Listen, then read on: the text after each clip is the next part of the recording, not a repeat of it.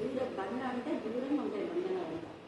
అక్కడి నుంచి దేవుడు నిర్ణయించినట్టుగా నీకు దూరంలో దేవుడి రహస్యాలు అక్కడ రహస్యాల్లో బార్డర్స్లో దేవుడు నీకు అక్కడ సీదించినట్టు నీకు గొప్ప అని.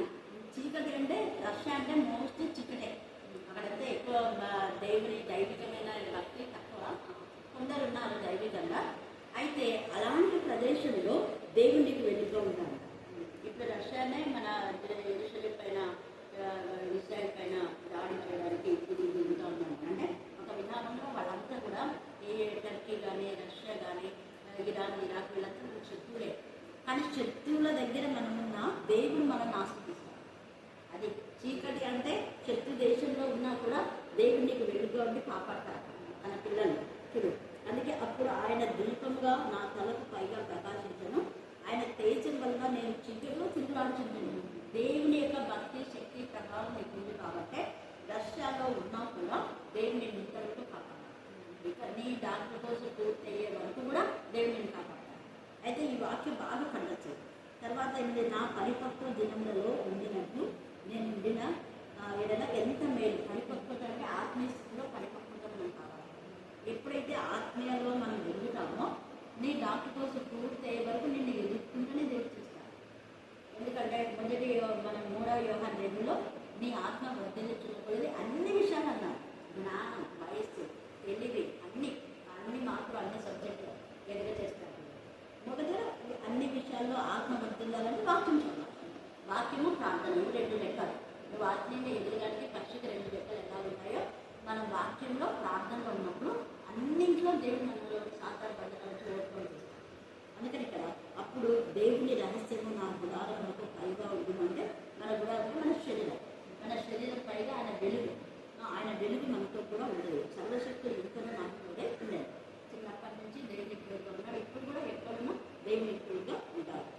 కాబట్టి నేను పెట్టిన అడిగేలా నీతిలో పడే నిజంగా నీతిలో అనుకుంటున్నాను కదా. ఇక్కడ రావాల్సిందే ఇంత తక్కువైనా కానీ దేవుడు ఇక్కడ కూడా కృపాదాలు చేస్తున్నాడు. కాబట్టి ఇదంతా కూడా నువ్వు కండక్ట్ చేస్తే దేవుడు అనేక విషయాలు దేవుడు మీకు మాట్లాడతాడు. ఈ యొక్క సమయంలో దేవుని యొక్క దీపము మన కళ్ళకు పైగా ఉంది కాబట్టి మనం అనేక శక్తుల ఎదుట బలమైన కోటగా మనం ఉంచుతారు. శత్రువుల యొక్క భోజనం సిద్ధపడతారు. శత్రువులను కూడా మనకు మిత్రులుగా చేస్తారు. దేవుడి మిగిలిన భాగం గురించి ఆస్తున్నారు.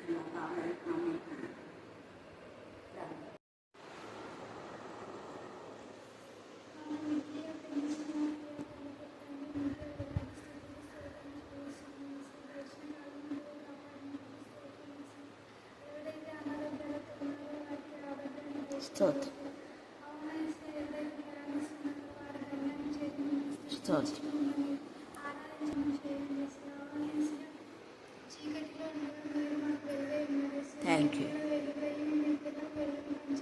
Thank you, Lord.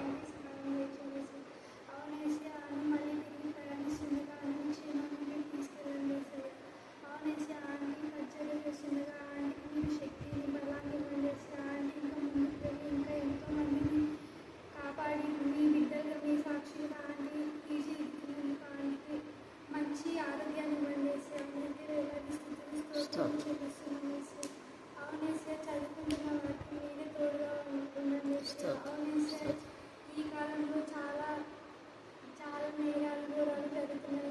వాటి నుంచి కాపాడుతున్న నీ మార్గంలో నడిచి నేను స్థుతించి నేను ఆరాధించి బిడ్డలుగా నేను ఉండడానికి సహాయం చేయించండి.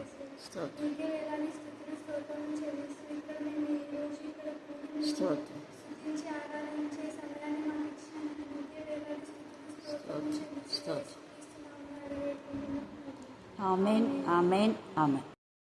ప్రభానులో మీ నామం మీ రక్తం మీరు ప్రకటించండి. రష్యాలో బిడ్డ ఉన్నంత వరకు మీ సన్నిధానం తోడుగా వచ్చి ఇండియాకి నడిపించారు. మరి సెప్టెంబర్ 1న తల్లి దేవ రష్యాకి వెళ్తుండగా మీ జ్ఞానాత్మకమైన ఫ్లైట్లో మాత్రమే మీ సన్నిధానం తోడుగా ఉంచమని ప్రార్థిస్తున్నాం. ఏసయ్యా దేవ బిడ్డ ఫ్రెండ్స్ అందరూ మీ జ్ఞానాత్మకం ఇప్పటి జ్ఞానమేళ్ళు వయస్సులు దేవుడు మనుషులు పెంపడానికి ఒక చేస్తున్నారు తండ్రి. ఆమె యొక్క ప్రతి సెమ్లో ఘనమైన విషయాలు మీరు కలిగించమని ప్రార్థిస్తున్నాం. సార్ డాక్టర్ కోర్సు పూర్తి చేసే వరకు మీ కృపాస్థానం దయచమని ప్రార్థిస్తున్నాం. దేవ మీకే స్తోత్రం. మీ ముఖకాంతి అక్కడిపైన ప్రకాశింపచేసేందుకు నాకు తెలిసిన దేవ నీ కరుణాహస్తం ఎగ్జాక్ట్ నెహమేకి తోడుగా ఉండినట్టుగా నీ బిడ్డకు మీ కరుణాహస్తం తోడుగా ఉన్నందుకు నీకు నాకు తెలిసిన దేవ అన్ని విషయాల్లో సమస్ఫూర్తిని మీరు దయచండి, జ్ఞానాన్ని వివేకాన్ని మీరు దయచండి అని స్తోత్రం. దేవ నీ పైన ఆధారపడడానికి మీకు దయచండి ఆయన. ప్రతి విషయంలో నేను ముందుకు సాగడానికి మీకు కృపాసాన్ని దయచండి. అక్కడ ఉన్నంత వరకు ఆరోగ్యాన్ని, బలాన్ని, శక్తిని, నెమ్మది, సమాధానం మీరు దయచమని ప్రార్థిస్తాం. ముఖ్యంగా మెమరీ పవర్ మీరు దయచమని ప్రార్థిస్తున్నాం. దేవ వాతావరణ కలుషం నుంచి బిడ్డను మీరు రక్షించమని ప్రార్థిస్తున్నాం. బిడ్డకు మీరు ఇచ్చే శ్రేష్టమైన రక్షణ ఆనందమును అనేకులతో షేర్ చేసుకోవడానికి అక్కడ అనేక ఆత్మలో నీ వైపు మరల్చే బిడ్డగా మీరు ఆస్వాదించమని ప్రార్థిస్తున్నాం. పరిశుద్ధాత్మతో శక్తి మీరు నింపండి, పరిశుద్ధాత్మ పరిధిలో మీరు దాచమని ప్రార్థిస్తున్నాం ఆయన. మరి ఏకీభవించిన ఆశయం బట్టి తండ్రి దేవ కర్ణాకర్, విక్టోరియా వారి యొక్క కుటుంబాన్ని బట్టి నేను సూచిస్తున్నాం. చిన్న గెస్ట్ మీరు జ్ఞాపకం చేసుకుని గెస్ట్ కూడా జాబ్ దాయిచేయండి ఆయన. అన్నో ఆశను అతని దేవ నా ప్రభ, మరి అలాగే నాని నా ప్రభ అతని మీ జ్ఞానాత్మత నింపడి ప్రభ, వీరి భవిష్యత్తు మీ చేతిలో ఉండగా ఫర్దర్ స్టడీస్లో మీ కృపాసాము దాయిచేసా. దేవ కిషోర్ బట్టి ఇద్దరిని బట్టి కూడా నీకు కొన్నాళ్ళు చెల్లిస్తున్నా. మీరకం మీరు ఇచ్చిన ఆరోగ్యాన్ని బట్టి నీకు కొన్నాళ్ళు చెల్లిస్తున్నా. దేవ నా ప్రభ అతని బ్లెస్సింగ్ బట్టి, మేఘని బట్టి, జస్వంతుని బట్టి నా తండ్రి మీ జ్ఞానాత్మత మీరు నింపమని ప్రార్థిస్తున్నాం. మరి ఆమె జ్యేష్ఠ కుమార్తెగా మీ సన్నిధి కాంతి తోడుగా ఉంచమని ప్రార్థిస్తున్నాయి. స్తోత్రం ఆయన కనికం తండ్రి, స్తోత్రం స్తోత్రం స్తోత్రం స్తోత్రం స్తోత్రం స్తోత్రం స్తోత్రం. బేబీ నా ప్రభా ఈ జన్మలో వచ్చిన పనిని సక్సెస్ చేయమని ప్రార్థిస్తాం. అర్ధరాత్రి అడ్డుగోడలు కూడా లయపరచండి, ఆర్థిక సమస్యలను కూడా మీరు కొట్టివేయండి. నేను నెమ్మది మీ సమాధానం దయచేయమని దేవ నా ప్రభా. మరి సుధాకర్కు బేబీ కూడా పూర్ణ ఆరోగ్యాన్ని, బలాన్ని, శక్తి మీరు దయచేయండి. మీ వంశమును దీవించండి తండ్రి. సర్పంచ్ ఎన్నికలు నా ప్రభా అరుణ్ భాగ్యం కూడా మీరు జ్ఞాపకం చేసుకుంటండి. సునీల్ దేవ నా ప్రభా, నిరీక్షణ నా తండ్రి, భాస్కర్ వారి యొక్క కుటుంబాన్ని, సుప్రియ దేవ నా ప్రభా మీ జ్ఞానాత్మత మీరు నింపండి ప్రభా. స్తోత్రం. వినయని బట్టి నా ప్రభా నా తండ్రి మీ జ్ఞానాత్మత మీరు నింపమని ప్రార్థిస్తున్నాయి. స్తోత్రం. దేవ కనికరించండి, కృప దయచండి, కృప దయచండి, కృప దయచండి, కృప దయచండి. మీకు వందనాలు చెల్లిస్తూ నా జయస్కంలో ప్రార్థిస్తున్నాం తండ్రి. ఆమేన్, ఆమేన్, ఆమేన్. God bless you. Be happy.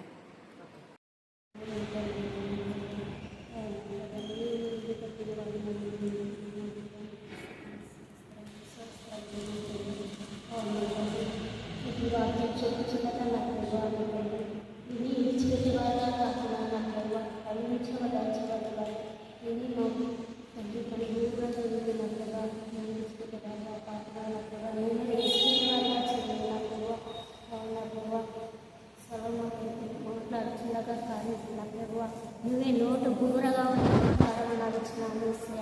ఈ వాక్యం ఎత్తిపోవచ్చున్నావు కానీ మా పిల్లలు కానీ నా ప్రభా ఆ మాటలు నా ప్రభా మా హృదయాల్లో కలిగించవలే ఉంది. అది ధరించింది నా ప్రభా. అవునా తండ్రి, మా ఆహారం తిన్నప్పుడు నా ప్రభా నీ వాక్యాన్ని తినేవాడిగా మేము ఉండాలి నా ప్రభా. ఎల్లప్పుడు వాడిగా మనం దయచేస్తామని. అవునా ప్రభా, ఇక్కడ చేరించిన విద్య నా ప్రభా ఏ విధంగా ఏ సంవత్సరం వచ్చిందైతే మా పిల్లలు కానీ నా ప్రభా అన్ని సంవత్సరం వెళ్ళిన వాడమని నా ప్రభా అన్ని సంవత్సరాలు తీర్చండి నా ప్రభా. సంవత్సరం నా ప్రభా ఎంతైనా నువ్వు నమ్మదగిన వాడవు నా ప్రభా.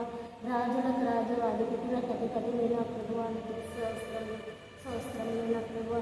ఇప్పుడు వాక్యం చెప్తున్నది నా ప్రభా మా హృదయాల్లో కలిగించి నా ప్రభా ఇంకా ఎంతమంది రాలేకపోవచ్చు నా ప్రభా మీ మందిరానికి వచ్చేలాగా దయచేయండి నా ప్రభా. అసలు నాకు దయచేస్తావని యేసు పరిశుద్ధ నామములో 30వ అధ్యాయం 20 నుంచి 24 వరకు చదువుతున్నాను. జాలిని యొక్క చర్యను అట్టిదే అన్నిటినీ నోరు తుడుచుకొని నేను ఏ దోషమును ఎరుగను. భూమిని వణకించినవి 3 కలవు, అది మూయ లేనివి 4 కలవు. అవేవనగా రాజరికమునకు వచ్చిన దాసుడు, కడుపు నిండా అన్నము కలిగిన కంఠపురాలై నుండి పెళ్లి అయిన స్త్రీ, యాజమానురాలికి హక్కుదారురాలైన దాసి, భూమి మీద చిన్నవి 4 కలవు, అయినను అవి మిక్కిలి జ్ఞానం కలవి. చీమ బలము లేని జీవము అయినను అవి వేసవిలో తమ ఆహారమును సిద్ధపరచుకొనును. చిన్న కుందేలు బలము లేని జీవులు అయినను అవి పేటు సందులలో నివాసములు కల్పించుకొనును. మిడతలకు రాజు లేడు, అయినను అవన్నీ పంక్తులు తిరిగి సాగిపోవును. బల్లిని చేతితో నీవు పట్టుకొనగలవు, అయినను రాజుల గృహములలో అది ఉండును. డంబముగా నడుచుచున్నవి 3 కలవు, టీవితో నడుచుచున్నవి 4 కలవు. అవేవనగా ఎల్ల మృగములలో పరాక్రము గలదై అవి ఎవరికైనా భయపడి వెనుకకు తిరగ ఎరగని సింహము, షోనంగి కుక్క, మేకపోతు, తన సైన్యమునకు ముందు నడుచుచున్న రాజు. నీవు బుద్ధిహీనుడవై అతిశయపడి యుండిన ఎడల, కీడు యోచించి యుండిన ఎడల నీ చేతితో నోరు మూసుకొనుము. పాలు తరచుగా వెన్న పుట్టును, ముక్కు పిండగా రక్తము వచ్చును, కోపము రేపగా కలహము పుట్టును. దేవుని పరిశుద్ధ వాక్యం దీవించుగాక.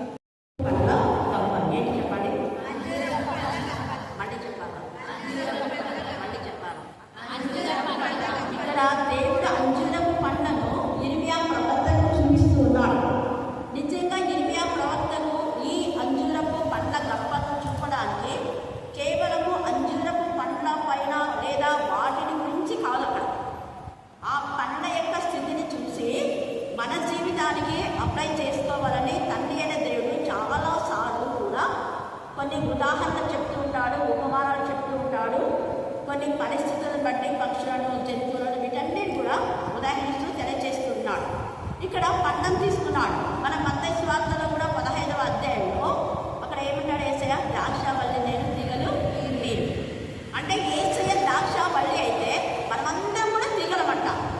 తీగలైన మనము ఆయనలో ఉండి ఏం చేయాలా? గట్టి చెప్పాలి, అందరూ మళ్ళీ చెప్పాలి, ఫలించాలి. ఫలించకపోతే అది నిన్న చెప్పింది స్పష్టంగా తేజగా అర్థంగా చెప్పింది, కానీ దానిలో ఉన్న అర్థం కొందరికి అర్థం కాలేదు. అంటే అందరికి అర్థమైందిలే, సరిగా వినడానికి అర్థమైంది. ఆ యొక్క మాట ఏంటంటే వాక్యము మన హృదయంలో లేకపోతే చాలామంది శరీరాశ, నేత్రాశ, జీవం డబ్బంలో, లోకానుసారమైన పనులలో, లోకానుసారమైనటువంటి మరి వాటిలో వాళ్ళు మునిగి తేలుతూ దేవునికి సమయం ఇవ్వక వాళ్ళ హృదయంలో వాక్యం చేత నింపుకోరు.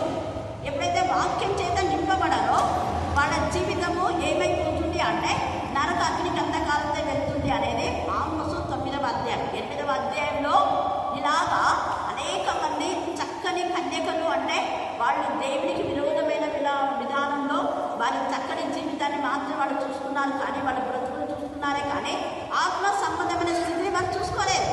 మరి ఆత్మ సంబంధమైన స్థితి గురించి కూడా ఎవ్వరూ హెచ్చరించలేదు, గద్దించలేదు, బుద్ధి చెప్పలేదు, సరిదిద్దలేదు, వారిని ఆత్మ సంబంధమైన స్థితిలో నడిపించలేదు.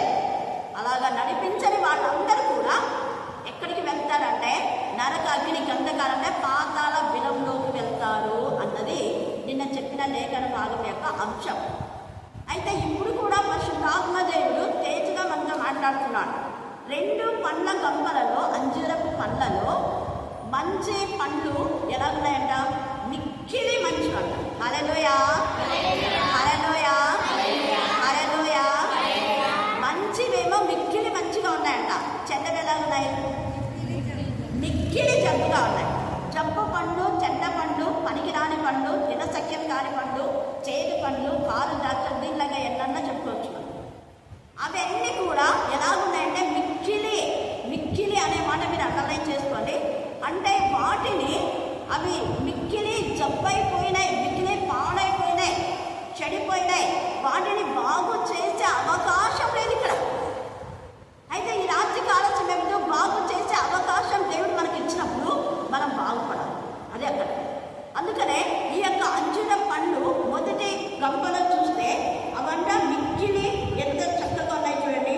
ముందుగా తక్కువమై, ముందుగా అనే మాటలో యేసయ్య రాకడ లోపలనే మనం ఆత్మ సంబంధమైన విధానంలో పరిపక్వ స్థితికి వచ్చి ఆత్మీయ ఫలములు యేసయ్యకి అందించాలి. ఆత్మీయ ఫలములు అందించడం అంటే మనం విన్న వాక్యాన్ని అనేకులకు పంచిపెట్టాలి. పంచి పెట్టకపోతే శాపం. వాక్యం ఏమో చెప్తారు, మళ్ళీ ఏమని? వాక్యం ప్రకటించకపోతే, స్వార్థ ప్రకటించకపోతే ఏంటి? అందరూ చెప్పండి ఏంటి? నాకు శ్రమ అన్నాడు. నాకంటే ప్రతి ఒక్కరు నాకు అనుకోవాలి. నాకంటే నేను ఒక్కదాన్నే కాదు, మీకు కూడా. ప్రకటించకపోతే శ్రమ అన్నాడు. మరి ప్రకటించకపోతే శ్రమ అయినప్పుడు, శ్రమని తెలిసినప్పుడు ఆ శ్రమలో ఆ వ్యక్తులు పాలు పొందకుండా వాళ్ళు ప్రకటించేలా ఏం చేయాలి? మనం చేయాలి. ప్రతి విశ్వాసి బాధ్యత, ప్రతి తల్లి బాధ్యత, ప్రతి కాపరి బాధ్యత. కాపరి అంటే కేవలం సంఘంలో ఉన్న పాస్టర్లు లేకపోతే ఇంకా బిషప్లు వాళ్ళు మాత్రమే కాదు. చాలాసార్లు మీకు చెప్పారు. కాపరి అంటే ఎవరు చెప్పండి? ఎవరు కాపరి అంటే? యేసుని ప్రేమించేవారు.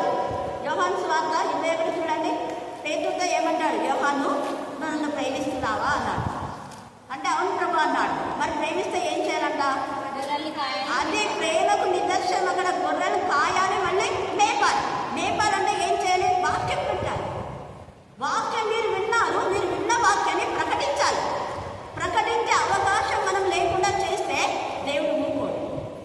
అందుకనే మొదటి కొరింథీ 11వ అధ్యాయంలో ప్రతి ప్రభు వల్ల ఇచ్చేటప్పుడంతా కూడా డ్రెస్ చేసి అది చెప్తుంటారు. ప్రభు వల్లలో పాలు పొందిన ప్రతి ఒక్క వ్యక్తి ప్రభువును ప్రకటించాలి. ప్రకటించే అవకాశం దేవుడు మనకిచ్చాడు. ఆ అవకాశం మిక్కిలి మంచివి, మిక్కిలి మంచిగా అంటున్నాడు అక్కడ. నిజమే, ఆశీర్వదించబడిన వాడు ఇంకా ఇంకా దేవుడు ఆశీర్వదిస్తాడు. తలాంతులు ఇచ్చిన వాడిని ఇంకా 5 తలాంతుల వాడు మళ్ళీ ఏం చేసినాడు? వాడు మరి 5 తలాంతులు సంపాదించినాడు. 5 తలాంతులు ఇచ్చిన వాడు మరి 5 తలాంతులు తీసుకొని వచ్చినందుకు 10 తలాంతులు తెచ్చినందుకు ఏం చేస్తున్నాడు? దేవుడు ఆ యజమానుడు కూడా దేవుడు ఆయనకు మంచి బుద్ధి ఇచ్చినాడు. తీసుకోవాలా? 10 ఇచ్చినావు కదా, నేను 5 ఇచ్చిన, నా 5 నాకు ఇచ్చేసాయి, నీవు సంపాదించని 5 నీవు తీసుకో అన్నాడా? అన్నా 10 తీసుకోవాలా? ఎందుకు? కష్టపడ్డాడు. వాడు ఎక్కడ కష్టపడ్డాడు? బయటిపై చెప్పలేదు. అది నేను చెప్పేది అదే. ఆత్మలను సంపాదించాలంటే కేవలం చర్చిలోనే వాక్యం చెప్తే ఆత్మలు రావు. ఆల్రెడీ చర్చిలో ఉన్నాయి, పట్టబడినట్లే రక్షణ పొందిన వాళ్ళు, లేదా వాళ్ళకి దేవుని వాక్యం తెలుసు, కొంతో గొప్ప ఎంతో. అయితే ఇంకా వాక్యం తెలియకుండా మిక్కిలి జబ్బుగా ఉన్నాయి, బయట ఉన్నాయి, మరణ స్థితిలో ఉన్నాయి, బయట ఉన్నాయి. వాటిని బాగు చేయకపోతే అవి మిక్కిలి జబ్బుపై వేసే రాకల్లో నరకంలో పడిపోతాయి. కొంచెం జబ్బు వచ్చినట్టే వాటిని మనం బాగు చేయాలి. అది దేవుని యొక్క ఉద్దేశం. ఇర్మియా ఉద్దేశం అదే. అందుకనే ఇర్మియా 9వ అధ్యాయంలో ఎంత చక్కగా చెప్తాడు. ఏమంటాడు 9వ అధ్యాయంలో? ఆత్మలో హతులైన వారు తేటగా రాయబడింది అక్కడ. ఆత్మలో హతులైన వారు అంటే ఆధ్యాత్మిక జీవితంలో వాళ్ళు పతనమైన వాళ్ళు, ఆత్మీయ స్థితిలో వాళ్ళు నిర్లక్ష్య స్వభావంతో ఉన్నవాళ్ళు, లేకపోతే ఆత్మీయ స్థితిలో వాక్యం చెప్పకుండా పడిపోయిన వాళ్ళని కూడా చెప్పుకోవచ్చు. అలాంటి వాళ్ళు ఆధ్యాత్మిక విలువలు వాళ్ళలో లేవు. అందుకనే ఇర్మియా కన్నీరు కాస్తున్నారు. ఇర్మియాకు ఏదో అమ్మ నాయన లేడని, ఎవరు సహాయం చేయలేదని, వాళ్ళు రాలన్నారు, వీళ్ళు రాన్నారు, వాళ్ళు తిన్నారు, వీళ్ళు తిన్నారని, లేకపోతే ఇంకా ఏదో నాకు ఆ ఇల్లు లేదు, ఈ ఇల్లు లేదు, లేకపోతే నాకు ధనం లేదు, వాళ్ళకి బాగుంది, వాళ్ళు రాజులాగా నాకు తినడానికి తిండి లేదు అని ఏడ్చినాడా ఇర్మియా? లేదు. మన ఏడుపు ఆత్మల గురించి ఉండాలి. ఆత్మల భారం కలిగి ఏడవాలి. అది నేను చాలాసార్లు చెప్తుంటా. ఎంతమంది ఎన్నో విధాలుగా అన్నా కూడా మనం ఏడ్చాల్సింది ఆత్మల కోసమే, అంతేగాని నన్నెవరో ఏమన్నారు కాదు. అది పిచ్చి వాళ్ళ ఇది. తర్వాత మనము ఎవరి దగ్గర వేడుకోవాలి? ఏసై దగ్గర. యోహాను దూత పాదం దగ్గర పడితే దూత ఏమన్నారు? నాకు కాదు, ఎవరి పాదంలో కూడా ఏసై పాదం. హల్లెలూయా, హల్లెలూయా, హల్లెలూయా. మీరు ఎప్పుడు లైఫ్లో పొరపాటులో కూడా ఏ మనిషిని కాళ్ళు పట్టుకున్నారని అనొద్దండి. అలా అనేది అపవాదే. మనిషి దేవుడు కాదు, మనం పట్టుకోవాల్సింది ఎవరి కాళ్ళు? ఏసై కాదు. అలాగనే మీరు దేనికోసం ఏడవాలి అంటే మీ పిల్లల రక్షణ కోసం ఏడవండి. మీ పిల్లలు పాడైపోతున్నారు, నశించిపోతున్నారా అని అందుకు ఏడవాలి. ఒకప్పుడు అలా ఏడ్చినందువలనే ఇప్పుడు అనేక ఆత్మలు ప్రభువులో నడిపించబడుతున్నాయి. అది ఫలం అంటే మంచి ఫలము. మంచిగా అనేక ప్రదేశాల్లో ఆ బిడ్డలు వాడబడుతుంటే దేవుడు ఎంత ఆనందపడుతూ ఉంటారు. నేను చాలాసార్లు చెప్పాను కదా, ఒకప్పుడు అన్ని దాంట్లో కూడా దేవుడు నన్ను వాడుతున్నాను, ప్రతి దాంట్లో కూడా. అయితే నేనేం చెప్తా? ఎప్పుడు నేనే చెప్తే మీరెప్పుడు వాడబడాలి, మీరు కూడా వాక్యం చెప్పాలి అన్నందుకే ఒక్క వారం నేను తీసుకొని 3 వారాలు మీకు చెప్పమని ఇచ్చింది. అది ఒక క్రమం. అది ఆత్మ నడిపింపు ద్వారా, పరిశుద్ధ ఆత్మ ప్రేరేపణ ద్వారా జరుగుతున్న విషయాలు. దానికి ఎవరు ఆటంకపరిచినా కూడా దేవుడు ఊరుకోడు. ఎవరు ఊరుకున్నా దేవుడు ఊరుకోడు. హల్లెలూయా, హల్లెలూయా, హల్లెలూయా. ఎందుకంటే చాలా మంది ఇక్కడ తప్ప వేరే చోట చెప్పడానికి వాళ్ళకి అవకాశం ఉండదు. చదువు వచ్చిన వాడు ఇక్కడ చెప్పాలా, చదువు రాని వాడు ఇక్కడ విన్న వాక్యాలు మీరు ఇంటి దగ్గర మీ పొలంలో చెప్పాలి. అంతేగాని వాళ్ళ గురించి వీళ్ళ గురించి ముసలమ్మ ముచ్చట్లు రాదు. చదువు రాని వాళ్ళు ఇక్కడ ఏదైతే విన్నారో ఆ వాక్యమే మీరు ఇంటి దగ్గర చెప్పుకోవాలి. చదువు వచ్చిన వాళ్ళు సాధ్యమైనంత వరకు చదివి మీకు వచ్చినంత వరకు వాక్యం చెప్పాలి. నేను అందుకే నేను ఎక్కడైనా చాలాసార్లు చెప్తాను కాబట్టి మీరు నేను నెలలో ఒక్కసారి చెప్తే మీరు 3 మార్లు చెప్పాలి, లేదా 4 మార్లు చెప్పాలి అని చెప్పి అలా చెప్పినందుకే అనేక ఆత్మలు పట్టబడ్డాయి. హల్లెలూయా, హల్లెలూయా.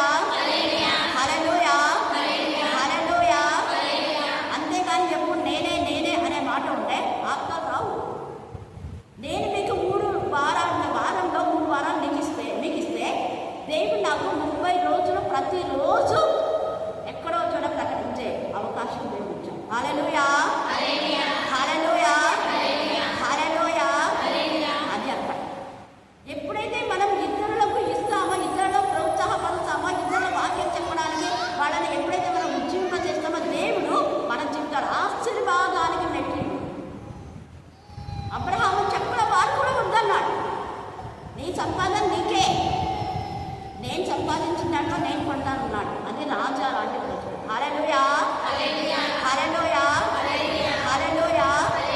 ఇక్కడ ఎన్నిసార్లు ఈ మాట ఎందుకు చెప్తున్నా అంటే సిద్కియాకు అనేక మార్లు హెచ్చరిక చేసి బుద్ధి చెప్పినా కూడా సిద్కియా వినలేదు. హిజ్కియా ఎన్ని మార్లు చెప్పారో అలా చెప్పినందుకు హిజ్కియాను బాధ పెట్టారు వాడు. హిజ్కియాను కానివ్వండి, ఇర్మియా కానివ్వండి, వీళ్ళందరూ కూడా బాధ పెట్టారు. హిజ్కియా అంటే అసలు ఏం చేశాడు, ఒకసారి వస్త్రాలు చింపేసుకున్నాడు. దేవుని ధర్మశాస్త్రంలో వాళ్ళు బాధ చేస్తారని చెప్పితే హిజ్కియా గుండె చనిపోతాడు. అలాగనే ఇర్మియా, అలాగనే ఎజ్రా, వీళ్ళందరూ కూడా దైవికమైన విషయాల్లో వారు చేసే పనులకు వాళ్ళు గుండె పగిలిపోతారు. ఎజ్రా 9వ అధ్యాయంలో అయితే ఆయన వాక్యం చదివి ఏడుస్తూ దేవుని సన్నిధిలో ప్రార్థిస్తాడు. ప్రభా, మేము మా పిల్లలు చేసిన పాపం క్షమించండి, క్షమించండి అంటూ ప్రార్థన చేస్తాడు. దేవుని మందిరం యొక్క ప్రాకారాన్ని తొడగొట్టమని తెలిసి దేవుని మందిరం విషయంలో మనం ఎంత మందిరం అంటే మనమే ఆయన ఆలయం. హల్లెలూయా, హల్లెలూయా, హల్లెలూయా. ఎవడైనాను దేవుని ఆలయంలో పాడు చేస్తే దేవుడు మనల్ని పాడు చేస్తాడు. ఇది మనం ఎప్పుడు బయట పెట్టుకోవాలి.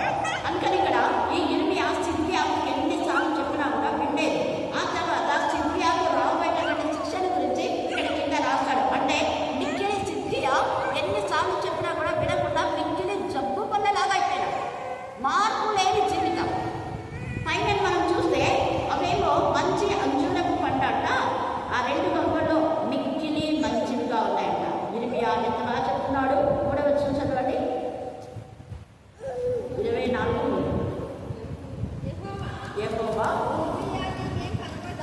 ఇర్మియా నీకేమి కనబడుచున్నదని నన్ను అడగగా నేను అంజూరపు పండు కనబడుచున్నవి, మంచివి మిక్కిలి మంచిగాను, జబ్బువి మిక్కిలి జబ్బుగాను, సఖ్యం కానంత జబ్బుగాను. సఖ్యం కాను ఏం చేస్తాం? పడేస్తాం. మన జీవితాలు ఏ చేయకు మాధుర్యంగా లేకపోతే దేవుడు కూడా పడేస్తాడు, ఉమ్మివేస్తాడు. అంతే నువ్వు చల్లగానే ఉండు, వెచ్చగానే ఉండు. నిజమైన క్రైస్తవ జీవితంలో క్రీస్తులో అంటుకట్టబడి ఉండు. అటు ఇటు లోకం సగం దేవుడైన పరిస్థితి కాదు. అలాగ ఉంటే నరకాగ్ని గంధకాలే అనే మాట పరిశుద్ధాత్మదేవుడు మాట్లాడుతాడు. వాక్యంతో మనం నింపబడాలి. హృదయం నిండి ఉండి దాన్ని బట్టి ఏం చేస్తుంది? మాట్లాడు. వాక్యంతో నింపబడితే ఆటోమేటిక్గా నువ్వు వాక్యం చెప్పేస్తావు, చెప్పకుండా ఉండలేదు. వాక్యం నింపబడాలంటే ఎవరికైనా వాక్యం చెప్పమనిస్తే వాడు ఏం చేస్తాడు? ఎక్కువగా ధ్యానం చేస్తాడు. వాక్యం ధ్యానం చేసి రెఫరెన్స్ చూసుకొని హృదయం అంతా వాక్యంతో నింపుకుంటారు. అప్పుడు వాళ్ళు చెప్పినప్పుడు వాళ్ళకి ఎంత తృప్తి ఉంటుంది. హల్లెలూయా, హల్లెలూయా, హల్లెలూయా. మనం వాక్యం వినడం ఎంత, చెప్పడానికి కూడా అంతే ఆసక్తిగా ఉండాలి. చెప్పకపోతే దేవుడు మనం లెక్క అడుగుతాం. ఎందుకు అంటే యేసు ప్రభువు వారి 12 మంది శిష్యులను చెప్పమని చెప్పాడా, చెప్పొద్దని చెప్పాడా? గట్టిగా చెప్పాలి. ఇంకా గట్టిగా. నాకే అధికారం ఇచ్చినారో అదే అధికారం మీకు ఇస్తున్నా. నేను దేవుడికి కుమారుడు అయినట్టుగా మీరు కూడా కుమారుడే. నేనొకటి మీరొకటి కాదు, మనమంతా సహోదరులు అన్నాడు. నేను ఎక్కువ మీరు తక్కువ అని చెప్పలేదు అక్కడ. తర్వాత 12 గంపలు అక్కడ మిగిలినప్పుడు ఒక్కొక్కరికి నా దగ్గర మీరు ఉన్నారు కాబట్టి మీరు 2 తీసుకోండి అన్నాడా? అందరికీ సమానంగా 12 గంపలు. హల్లెలూయా, హల్లెలూయా, హల్లెలూయా. 7 గంపలు మిగిల్చినప్పుడు కూడా అక్కడ ఇంకొక మాట అంటాడు, మీరే వారికి భోజనం పెట్టుడు అన్నాడు అక్కడ వేసే. దాంట్లో ఎంత అర్థం ఉంది? మీరే వారికి భోజనం పెట్టుడే. మీరు ఎంతసేపు వినవారనే ఉంటారా? మీరు చెప్పరా వాక్యము? మీరు చెప్పాలి. చెప్పకపోతే అక్కడ ప్రభు మళ్ళలో పాలు పొందిన వాళ్ళు మరణమును వాళ్ళు రుచి చూస్తారు, శిక్షకు గురవుతారని. యేసయ్య మరణము ప్రచరించకపోతే 2వ మరణమే. శిక్షావిధికి మీరు గురవుతారు. తేటగా ఉంది. తర్వాత ఇంటికి వెళ్ళిన తర్వాత మీరు 1 కొరింథీ 11వ అధ్యాయం 26 నుంచి చివరి దాకా మీరు చదువుకోండి. హల్లెలూయా, హల్లెలూయా, హల్లెలూయా. అందుకే మీరు చాలా మంది శిక్షకు గురవుతున్నారు కదా, మీరు అనేక మంది లోటులు అవుతున్నారు కదా. మీరు వివేచించండి అంట. నిజమైన వివేచన ఆలోచన ఉందా? ఆలోచన ఉంటే అనాలోచితంగా మనం ప్రవర్తించాలి. నిజంగా అనాలోచితంగా మనం ప్రవర్తిస్తున్నావా, ఇతరులు ప్రవర్తిస్తున్నారని మనకు మనమే ఆత్మదర్శనం చేసుకోవాలి. దేవుని ఆలోచన సభలో మనం చేరున్నాం. దేవుని ప్రకటించాలని మన నోటితో హృదయంతో ఏం చేయాలి, మనము విశ్వసించాలి. నోటితో ఏం చేయాలా, గట్టి చెప్పాలా, ఒప్పుకోవాలా. మరి ఒప్పుకోకపోతే దేవుని పిల్లలమా, పిల్లలం కాదు కదా, సాక్ష్యం చెప్పాలి. అందుకే ప్రకటన 12లో కూడా సాక్ష్యము ద్వారానే విజయమని రాయబడింది. ప్రకటన 12వ అధ్యాయంలో తేటగా వారి సాక్ష్యమును బట్టి అపవాదిని జయించలే అన్నారు. ఆ సాక్ష్యం చెప్పకుండా అపవాది అడ్డుకున్నాడు. ఎప్పుడు సాక్ష్యం చెప్పలేదంటే అప్పుడు దేవుడు ఖచ్చితంగా లెక్కడుతున్నాడు. సాక్ష్యం ఖచ్చితంగా చెప్పాలి. దేవుడు చేసిన మేళ్లలో దేనిని మరొకటి అని చెప్పాడు. ఇక్కడ మనం ఇంకా ఇర్మియా 17వ అధ్యాయం 5వ వచనం చూడండి. ఇర్మియా 17:5. మేలు కలగడానికి మీకు మంచి వాళ్ళకన్నీ కూడా దేవుడు మేలు కలగాలని ఇష్టపడుతున్నాడంట. అక్కడ కూడా ఉంది 17వ అధ్యాయం 5వ వచనం. యెహోవా ఇలా సెలవిస్తున్నాడు, నరులను ఆశ్రయించి శరీరం తమకు ఆధారం చేసుకొంచు తమ హృదయంలో యెహోవా యుద్ధ నుండి తొలగించుకునేవాడు శాపగ్రస్తుడు. కంట చేయని ఇంటికెళ్ళిన తర్వాత నరులను ఆశ్రయించి, నరుల మాట కాదు వినాల్సిందే, దేవుని మాట, దేవుని చిత్తం ఏంటి, దేవుడు ఏం చెప్పాడో అదే చేయాలి. హల్లెలూయా, హల్లెలూయా, హల్లెలూయా. వాళ్ళు చెప్పింది ఏది చెప్పింది కాదు, వాక్యములకు లోబడాలి. వాక్యంలో ఇక్కడ యెహోవాను ఆశ్రయించకపోతే శాపగ్రస్తుడు. ఇంకా కొంతమంది వాళ్ళు యెహోవాను ఎవరైతే ఆశ్రయించారో, శరీరం తమకు ఆధారం చేసుకుంటారో వాళ్ళంట అరూహ వృక్షంలాగా ఉంటారంట.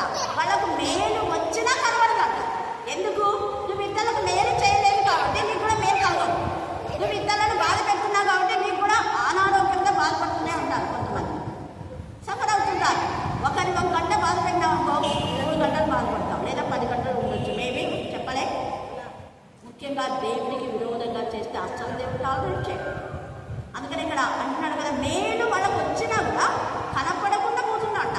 అయితే దేవుని పిల్లలకైతే దేవుడు మేలు చేస్తాడు ఇక్కడ. అందుకనే మేలు చేయుటకై 5వ వచనం చదవండి. ఇర్మియా 24:5. ఇశ్రాయేలు దేవుడైన యెహోవా ఆజ్ఞయించుదేమనగా, వారికి మేలు కలుగవలనని ఈ స్థలం నుండి నేను కల్దీయుల దేశములకు చెరగా పంపుదులను. ఒకడు ఈ మంచి అంచులకు పన్నులు లక్ష్య పెట్టినట్టు వాళ్ళు చెరలో ఉన్నా పర్వాలేదు, అపవాది వాడిని చెరలో వేలు అంటున్నాడు. 10 దినాలు మీకు శ్రమ కలుగు, మరణం అంటే ఏముండాలో మనం నమ్మకంగా ఉండాలి. కొన్ని రోజులు వస్తాయి, దేవుని గురించి మనం చెప్పాలి, అంతేగాని ఈ మిగతా విషయాల గురించి కాదు. దైవికమైన విషయాల్లో మనకి ఎన్ని వచ్చినా కూడా దేవుని నామంలో మనం ముందుకు సాగి వెళ్తూ ఉంటే, ఆయనను ప్రకటిస్తూ ఉంటే, ఆయన నామంలో ప్రకటించడం ద్వారా వాక్యమును ప్రకటించే వారి పాదములు ఎంతో సుందరములై ఉన్నాయి. మరి మన పాదములు దేవునికి మహిమకరంగా ఉండాలంటే మనం వాక్యం ప్రకటించే వారంగా ఉండాలి. ప్రకటించకపోతే నీకు శ్రమ. గుర్తుపెట్టుకోండి, అంటే ప్రకటించకుండా చేస్తున్నారని మనకు శ్రమ రావాలి అని. Indirect speech. మనం డైరెక్ట్ వేలో ఉన్నామా? క్విక్లో అపవాదం చేస్తూ ఉంటాడు. అందుకనే 29లో కూడా ప్రతి సహోదరుడు సంతకులు ఉంటాయి, తన సహోదరుని కొంప ముంచును అని రాయబడింది. అందుకే ఎవరి పడితే వాళ్ళని నమ్మొద్దండి అని కూడా రాయబడింది వాక్యంలో. మనకు మేలు కలగాలంటే దేవుని నామములో ఆయన మరణమును, జనన మరణ పునరుద్ధానములను మనం ప్రచురించే వారుగా ఉండాలి. మంచి ఫలములను ఆయనకి ఇచ్చే వారుగా ఉండాలి. ఊరికే ఆకాష్టి నైవేద్య నష్టిలాగా పైకి అంజూరపు చెట్టు యొక్క ఆకులు చూసి ఆశతో అబ్బో ఎన్ని పన్నున్నాయి అనుకుంటే ఉత్తి ఆకులే, అలాగా పైకి భక్తి కల వారి వల్ల ఉండి దాని శక్తిని ఆశ్రయించిన వారుగా ఉండద్దు అంటాడు రాత్రి కాల సమయంలో. దేవునికి మహిమకరంగా మేలు కలగాలని దేవుడు ఇష్టపడుతున్నాడు. అంటే మేలు కలగాలి మనకంటే వాక్యంతో నింపబడాలి, వాక్యాన్ని ప్రకటించాలి. ప్రకటించినప్పుడే మనం ఆశీర్వాదం పొందుకుంటాం, ప్రకటించినప్పుడే మనం మేలు పొందుకుంటాం, ప్రకటించినప్పుడే దేవునికి మనం ఇష్టమైన బిడ్డలుగా ఉంటాం. ఈ ప్రకటించడంలో సాతాను అనేక విధాల కుయుక్తులు చేస్తుంటాడు. కానీ మనం పోరాడున్నది మనుషులతో కాదు, ప్రస్తుత అంధకార సంబంధులకు, లోక నాదులు, దురాత్మల సమూహం, వాయుమండలంలో తిరిగే దురాత్మల అనేకుల్లో హృదయాల్లోకి చేరి వాక్యము మనం దేవునికి మహిమకరంగా వాడబడకుండా వాడు చేస్తుంటాడు. వారి కుయుక్తులు మనం ఎరగని వారం కాదు. అందుకని ఆత్మ కవచాన్ని మనం ధరించుకునే వారంగా మనం ఉండాలి. దాన్ని బట్టే ఈ యొక్క మరి మనం చూసినట్టయితే చూడండి 14వ అధ్యాయము 30 వచనం.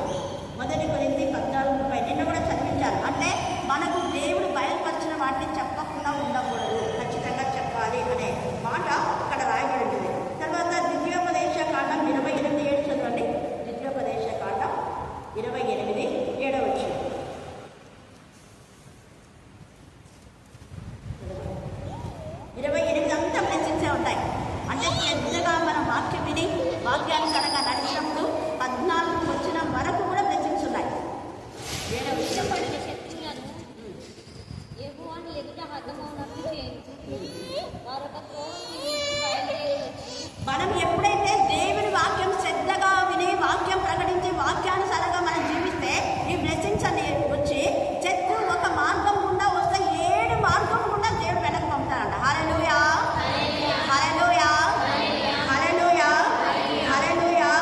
దేవుడు మన పక్షంగా వ్యాజ్యమాడే దేవుడు అని ఎక్కడ రాయబడింది. అందుకనే ఈ యొక్క సిద్కియా కానివ్వండి, సిసేరా కానివ్వండి, సన్బలతు, తోబియా వీళ్ళందరూ కూడా దేవుడి పిల్లల్ని ఎంతో బాధపడాలని చూశారు. కానీ దేవుడు వాళ్ళకు తగిన విధానంలో మిక్కిలి జబ్బుగలవిగా వాళ్ళకు శిక్ష విధించడం మనం లేఖన భాగంలో చూస్తాం. ఎలాగంటే చూడండి, 8వ వచనం చదవండి. మరియు యూదా రాజైన సిద్కియాను 24వ అధ్యాయం 8వ వచనం.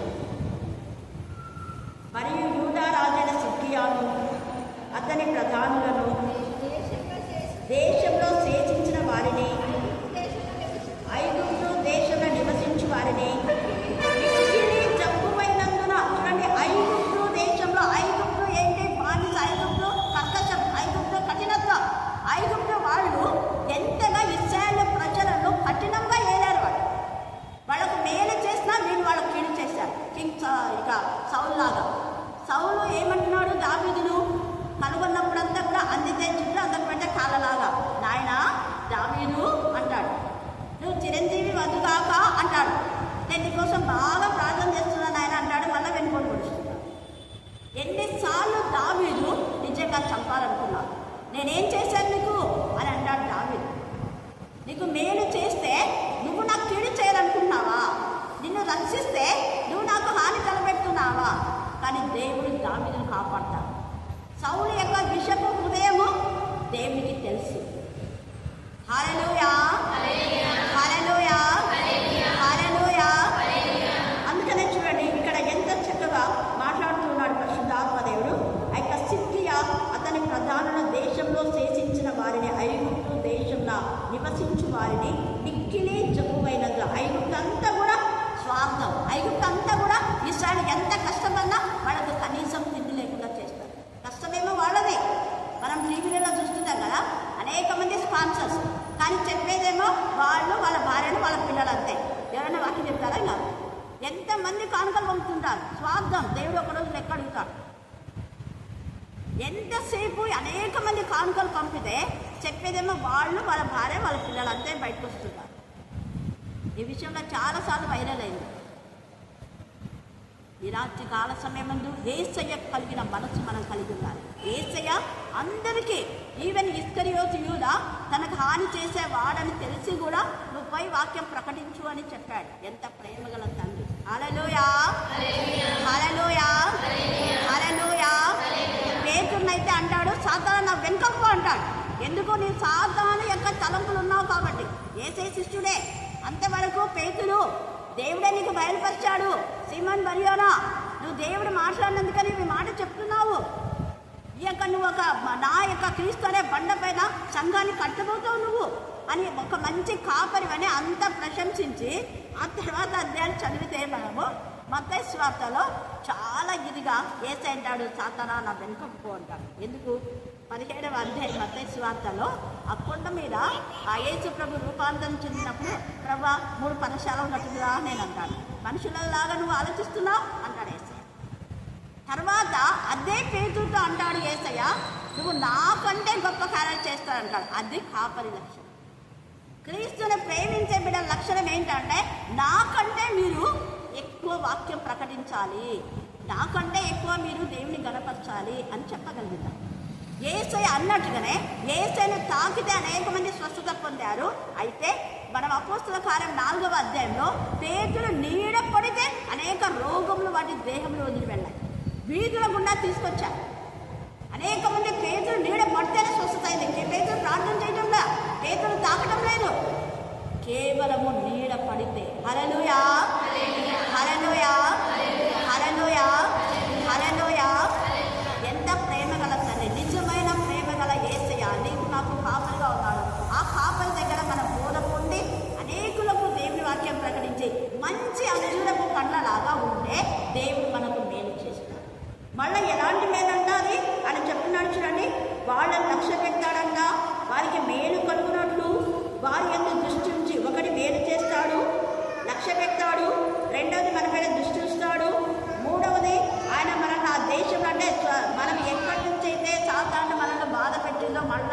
అదే దేశం తీసుకొచ్చి ఇంకేం చేస్తాడంటే పడగొట్టగా వారిని కట్టేదను, పెళ్ళగింపగా వారిని నాటేదను. వారు పూర్ణ హృదయంతో నా యుద్ధకు తిరిగి రాగా వారు నా జనులన్నట్టును నేను వారి దేవుడన్నట్టును నేను యెహోవానని నన్నెరుగు హృదయము వారికి ఇచ్చేదను అని. దేవుడు యెహోవా అని తండ్రి కుమార నామమును కనపరిచి ఆయన నామాలను అనేకులకు మనం ప్రకటిస్తాం. దేవుడు ఈ లేఖన భాగాన్ని దీవించి ఆశ్రయించుదాక. ఆమేన్ ఆమేన్ ఆమేన్. మీరందరూ నిన్ను శుద్ధించి ప్రభు మీ మాటలు మాకించి గొప్ప భాగ్యమైన స్తోత్రం చేస్తున్నాను. వాక్యం చెప్పిన సభను దీవించి ఆస్వాదించండి. ఇదిగో ప్రభు మీరు మంచి పని ఉండాలి కానీ చెడుకున్న పని ఉండడానికి లేదు. అదేవిధంగా ప్రభు మీ ప్రేమ తెలియని వారిని పేరు తెలియని వాళ్ళు చాలా మంది ఉన్నారు. నైనా ప్రభు మీ గురించి నైనా ప్రభు వారికి ప్రకటించడం దయచేయండి. నైనా ప్రభు మీ వృత్తులకు ఎంతోమంది నశించిపోయి నరకానికి వెళ్తున్నారు. ఇదిగో ప్రభు మొదటగా మీరు రచన పొందాలి, మా కుటుంబాలను పొందాలి. అదేవిధంగా ప్రభు మా కుటుంబ రచన పొందాలి. తెలంగాణ కూడా ప్రభు మీకు చెప్పి వారి రచనకు నడిపించి నైనా ప్రభు పనులు చేసుకుంటాం దయచేయమని వేడుకుంటున్నాను. నైనా కూడి వచ్చిన జ్ఞాపకం చేసుకొని వారి కలిగిన ప్రతి ఒక్క అవసరం మీరు తీర్చమని వేడుకుంటున్నాం. సకాలంలో దీవించి ఆశీర్వదించండి. నైనా ప్రతి విషయంలో ప్రభు మీరు కూడా నడిపించమని వేడుకుంటున్నాం. ఇక్కడ ప్రభు సంఘం పొంగి పొందిపోతాడు.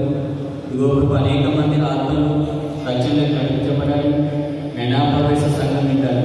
గో ప్రవేశ ప్రతి ఒక్క బిడ్డ ప్రభుకి సాక్ష్యం ఇచ్చారు. అటు ఇబ్బందులలో ప్రతి ఒక్కరు దయచేయమని నీ గురించి ప్రభు బోధి చెప్పుకొని దయచేయమని నచ్చని సిద్ధిస్తున్నామని ప్రార్థన వేడుకుంటున్నాం.